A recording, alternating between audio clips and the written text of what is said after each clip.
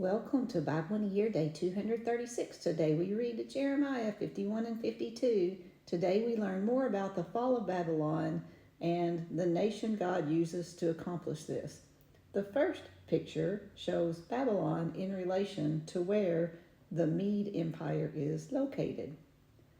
This second map gives an idea of the location of Babylon relative to a more current map. Babylon will be fully destroyed, but God promises to preserve the descendants of Israel who are exiled there. Chapter 51, verse 5. For Israel and Judah have not been forsaken by their God, the Lord of hosts, but the land of the Chaldeans is full of guilt against the Holy One of Israel. Verse 11. The Lord has stirred up the spirit of the kings of the Medes, because his purpose concerning Babylon is to destroy it. For that is the vengeance of the Lord, the vengeance for his temple. Verse 29. The land trembles and writhes in pain, for the Lord's purposes against Babylon stand, to make the land of Babylon a desolation, without inhabitant. Verses 36 and 37. Therefore, says the Lord, behold, I will plead your cause, I will take vengeance for you, I will dry up her sea, and make her fountain dry, and Babylon shall become a heap of ruins. Verse 64.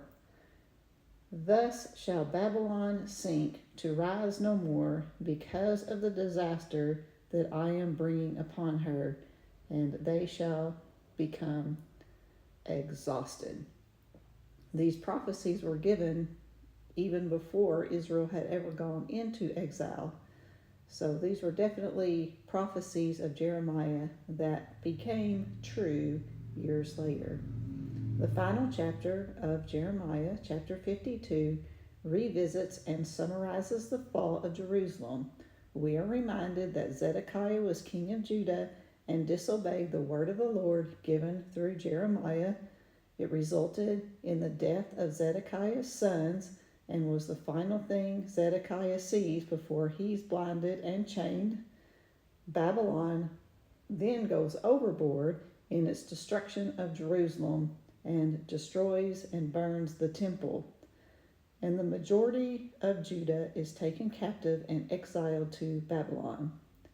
We are also reminded of the mercy shown to the previous king of Judah, Jehoiachin, when King Babylon, Nebuchadnezzar's successor, puts off the chains and prison garments of Jehoiachin, allows him to dine at the king's table, and gives him a daily allowance for as long as he lived.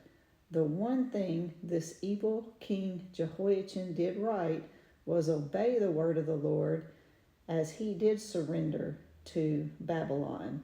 I'm sure he initially regretted this submission to Babylon and obedience to God, as he was exiled and imprisoned. However, God recognized and rewarded that obedience. Even when things don't make sense, God desires our obedience and trust. This concludes the book of Jeremiah, our 28th completed book of the year. See you tomorrow for Lamentations chapters 1 and 2. Have a blessed day.